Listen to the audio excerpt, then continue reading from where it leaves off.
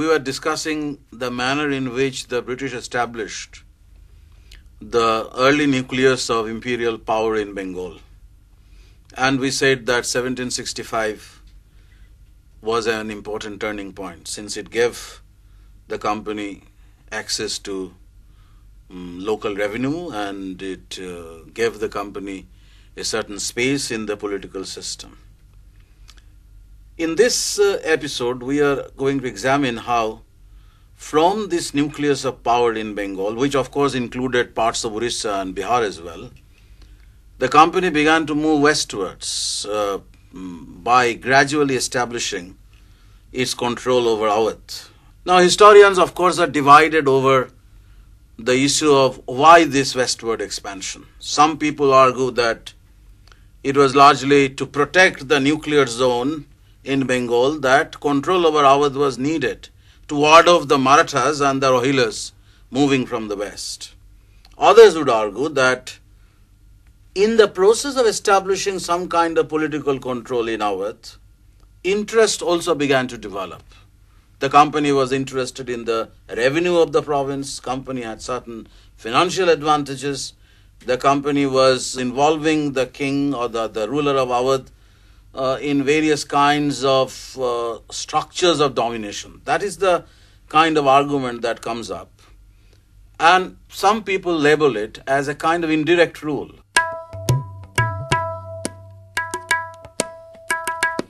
In 1765, even after the defeat of Shuja-ud-Dawla, the Awadh administration was not directly taken over by the company. The company allowed Shuja to function, allowed him to reorganize his administration, but the real control began to be exercised from behind by the company. So this is what is called indirect rule. Sir, how is indirect rule a part of imperial strategy?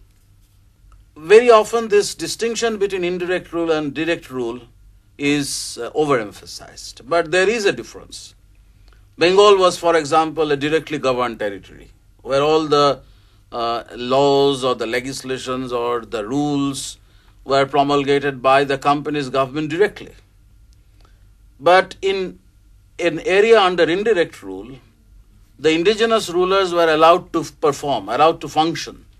For example, in many of these princely states which came up in the 18th century as a consequence of the decline of the Mughal Empire, became tied with the company through various kinds of treaties, a system that Wellesley had set up called the system of subsidiary alliance, by which all these princes were willing to provide the company with financial support for maintaining a large army, and in return accepted the company's paramountcy, accepted the company's right to intervene in their government occasionally, and this was what was called paramountcy.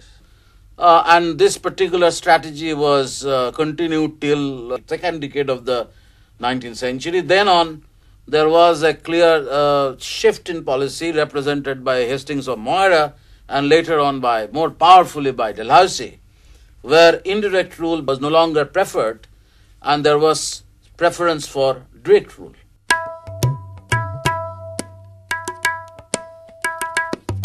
An annexation of Awadh took place, as you know, during Dalhousie's tenure as Governor General in 1856.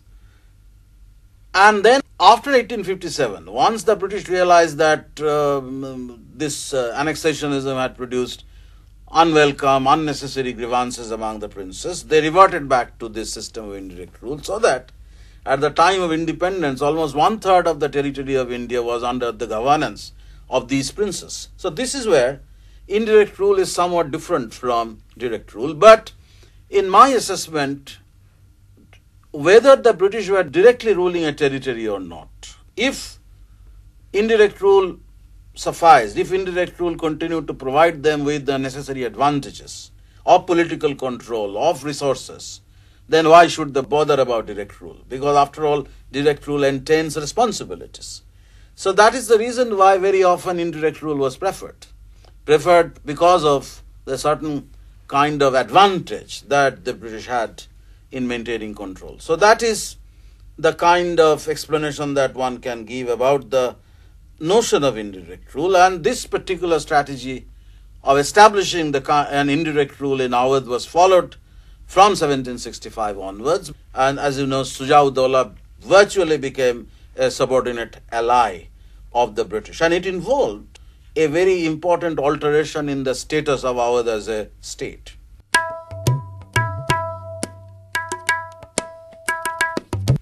Awadh was not a mean princely state, was not a mere successor state. The ruler of Awadh was the wazir of the emperor, the hereditary wazir. When Awadh becomes a subordinate ally of the company, particularly after that treaty of 1765, it certainly involves, as you can anticipate, a very significant change in Awadh's status. So this is something which needs to be grasped.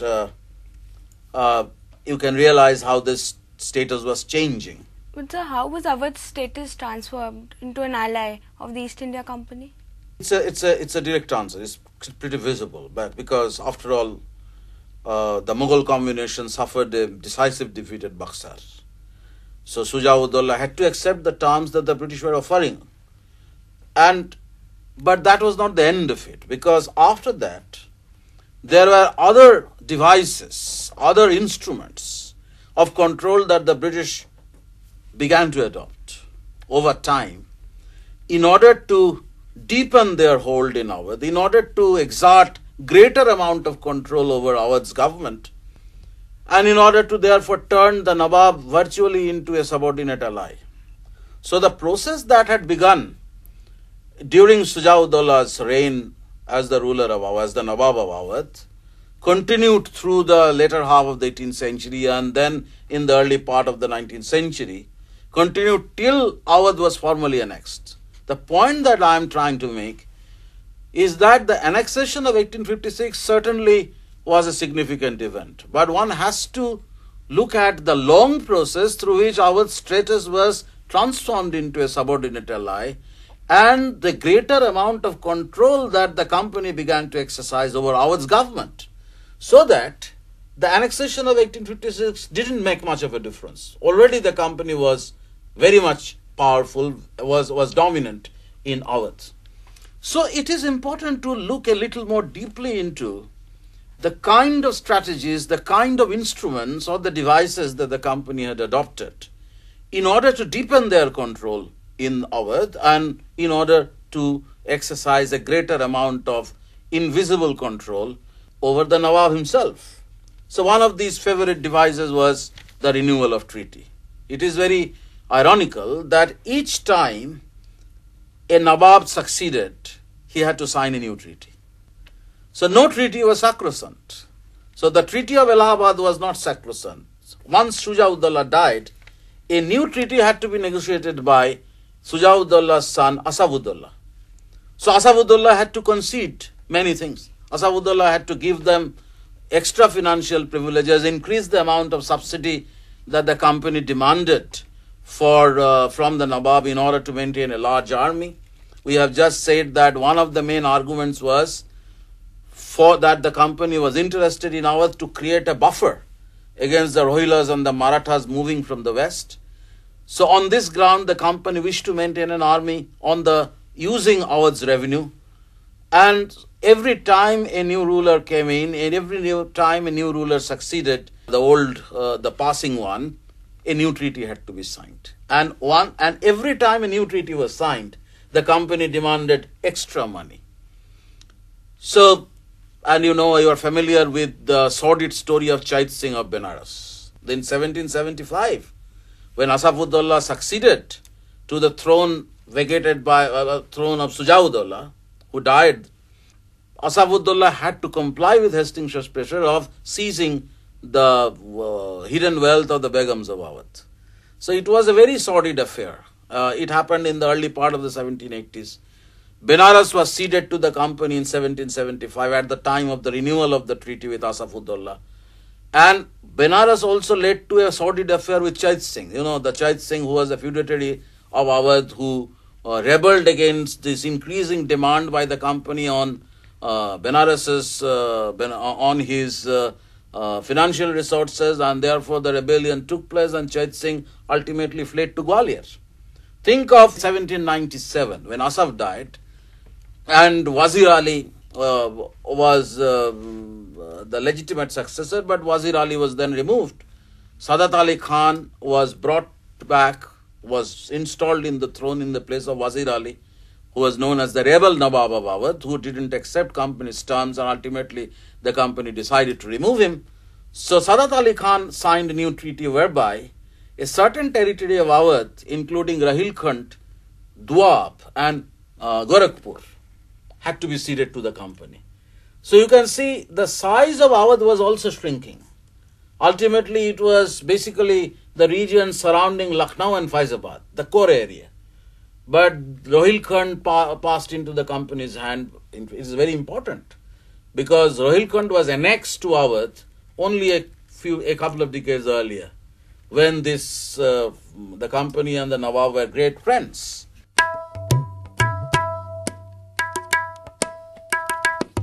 So historians describe it as fatal friendship, because this kind of friendship, which actually leads to the shrinkage of the territory, depletion of financial resources, the growing control of the company over the revenue of the state, the growing intervention of the company in administration, the growing privileges of the company. For example, the company's officials or people who are dependent on the company were virtually exempted from our system of justice, some kind of extraterritorial right that the company's servants managed to acquire. And that was also extended to company's dependents. Whoever the company chose was exempted from from the criminal jurisdiction of the Nawab.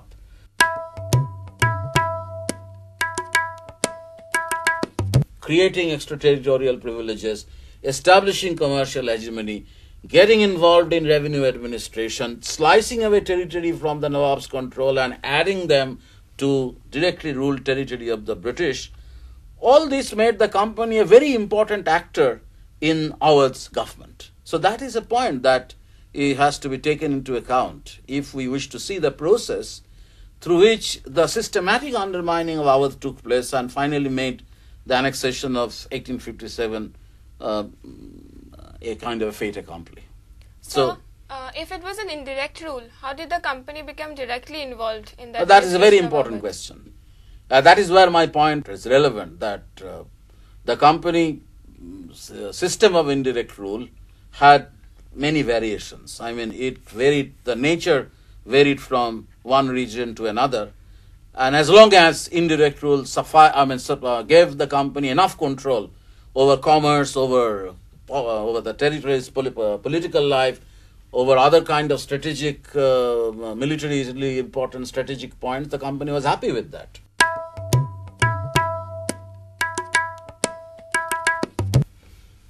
Take, for example, the way the company became involved directly in the government of Awadh through their control over the revenue resources. Revenue was, as you know, was very important, because every time a new treaty was signed with the Nawabs, the company had to be given a subsidy on the ostensible ground that with this money the company was maintaining an army for the defense of the Nawab's territory. But the Nawab frequently was in arrears. So the company became a creditor to the Nawab. So the Nawab was a debtor. Nawab was indebted to the company because the Nawab was failing to pay the required sum of money in time. So there is a huge increase in the demand for subsidy. And as the Nawab was failing to pay these arrears in time, the company demanded that these should be converted into revenue assignments. So in order to recover the debt, the company became a revenue assignee. The company was given the revenue farming right in certain territories from which the company would be able to extract revenue and thereby would make an attempt to redeem the debts. So the company became involved in the revenue administration. There were occasional rebellions also in some of these regions where the company became revenue assignees. The company's forces were deployed to suppress these rebellions.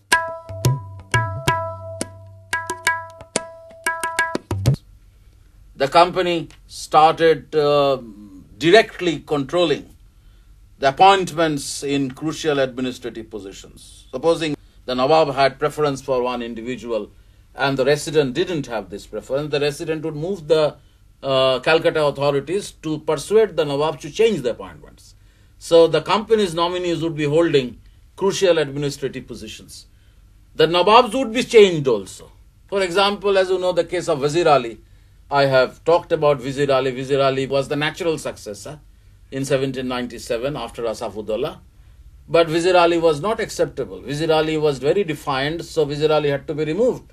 And Sadat Ali Khan was brought in. Sadat Ali Khan was Asafuddolah's brother.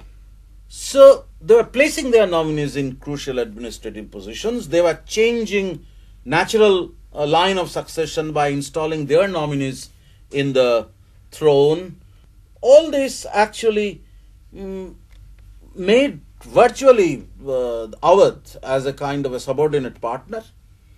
But in this context, one should actually take note of the fact that towards the close of the 18th century, around 1797, when Richard Wellesley became the Governor General, there was a certain change in the imperial vision.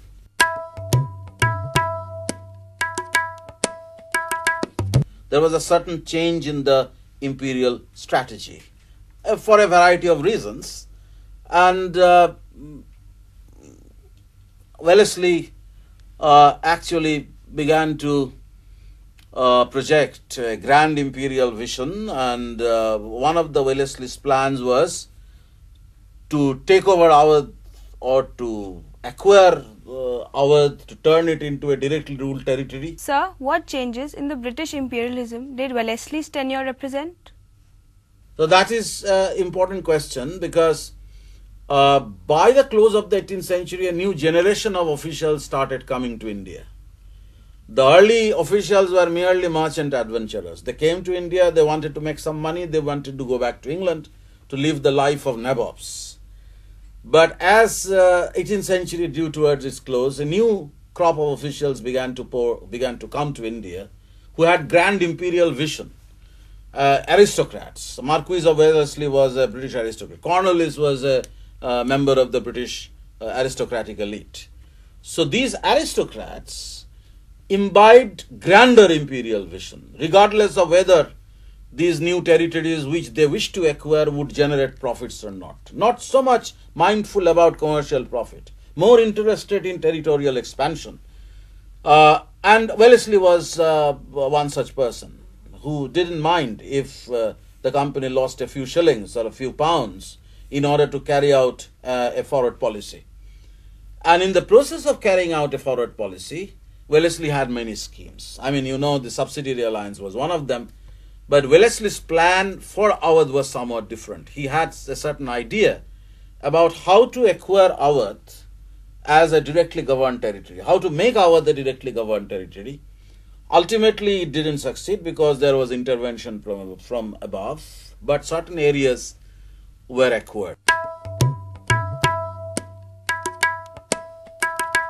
You know, I was talking about this Treaty of 1801 with Sadat Ali Khan, by which Rohilkhand and certain other territories like Doab or Gorakhpur. Doab was a very important fertile area, very productive, very rich agriculturally. Gorakhpur, all these areas became a part of the company's directly ruled territory and formed the province of northwestern provinces. That was a territory which became the directly ruled territory of under the direct rule of East India Company, and Awadh's size contracted.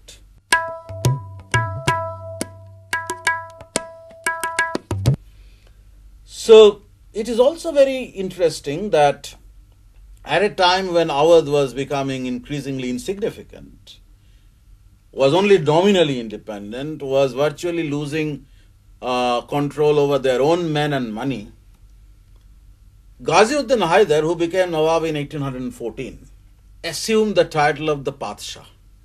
And this is one of the great ironies of history, that a Nawab who virtually had lost control over his men and money wished to project himself as the Padshah, the emperor of the world, the ruler of the world.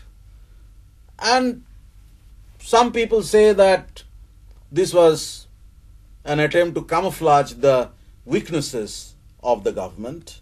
But Sir, is this the significance of this particular event? No, we do not know exactly what the significance was, but we can guess. I mean, one answer should be that as the Nawab increasingly realized that the entire office had become completely important in the presence of the British resident, the British resident had emerged as the real controller of affairs in Awadh. He wanted to comfort himself psychologically by acquiring the title of the Padshah. But I would say that there was a hidden British agenda as well. Because if the Wazir of the Emperor could be persuaded to proclaim himself as the Padshah, competing with the status of his own master, the Mughal Emperor, or at least theoretically, then the British agenda of desanctifying the office of the empire, the office of the Mughal Emperor, would succeed. So it seems that secretly the Nawab was, although the British publicly disowned this measure, or this particular event of the Awadh Nawab acquiring the imperial title of the Padshah, secretly they might have encouraged him to acquire this title in order to desanctify the Mughal imperial authority. And as you know, that from the early part of the 19th century, the British had this habit of addressing the Mughal emperor merely as a king of Delhi. There was a deliberate design on the part of the British to undermine the status of the Mughal emperor. So maybe it was a part of that great design that the British had already begun to develop in order to expand further westwards towards Delhi, in order to establish its control over northern India, and then from northern India further west in Punjab. So that is the kind of territorial ambition for establishing a far larger territorial empire.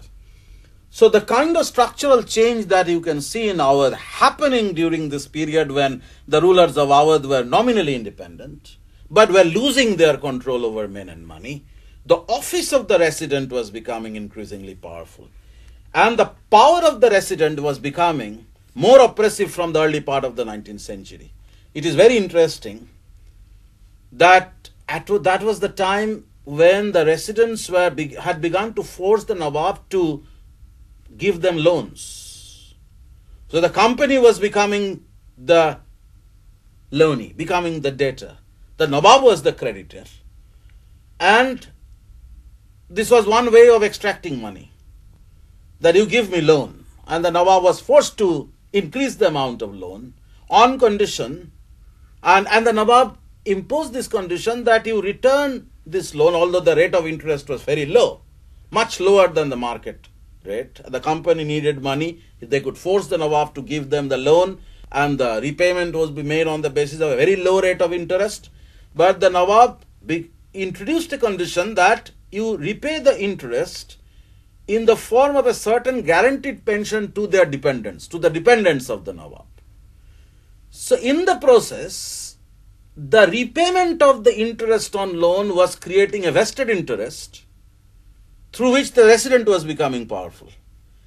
Because the Nawab's dependents, the aristocrats in the Awadh court, were interested to become the guaranteed pensioners, or the guaranteed pensioners who would receive the interest on the loan that the Nawab had given to the company.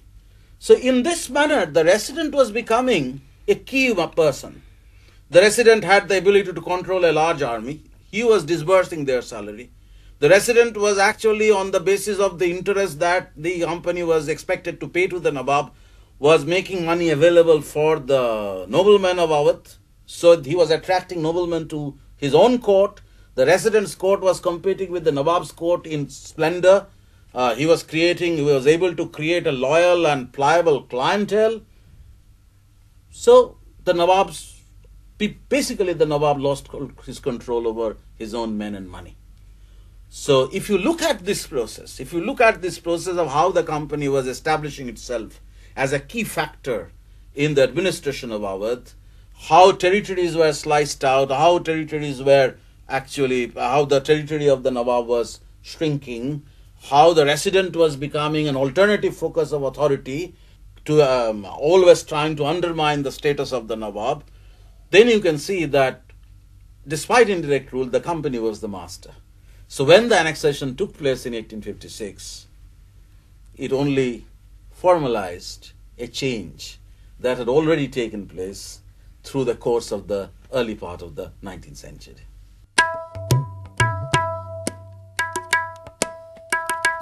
So if you look back from the vantage point of 1857 to 1765, you can see the process of unfolding. And gradually the company was becoming more powerful, and certainly the company would be more powerful in 1819 than it was in 1760s. So it's a gradual ascent of power on the part of the company in the region.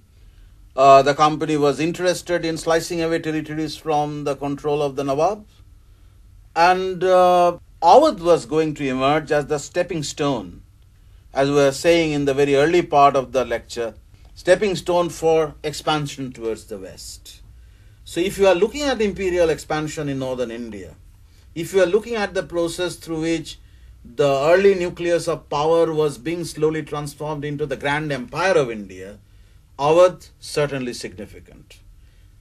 And Awadh's integration into the system of control of the company synchronized, as you know, with two major happenings in British imperial history in India. One was the complete destruction of the independent Sultanate of Mysore, which happened in 1799. You know, the 1799 was the Battle of Seringapatam, Tipu's defeat.